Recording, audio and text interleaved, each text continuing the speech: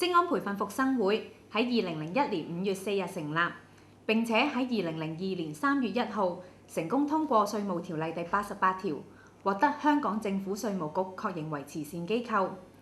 職安培訓復生會係一個非牟利嘅自助組織，我哋嘅會員大部分都係因工受傷嘅僱員，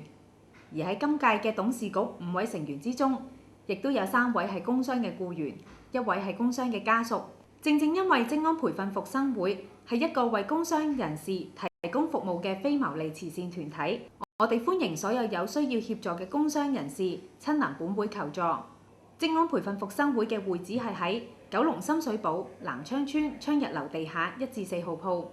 大家只要乘搭港鐵去到西鐵南昌站 D1 出口，就可以直接嚟到我哋嘅服務中心。如果對我哋嘅服務有任何疑問，歡迎致電27909213同我哋嘅職員聯絡。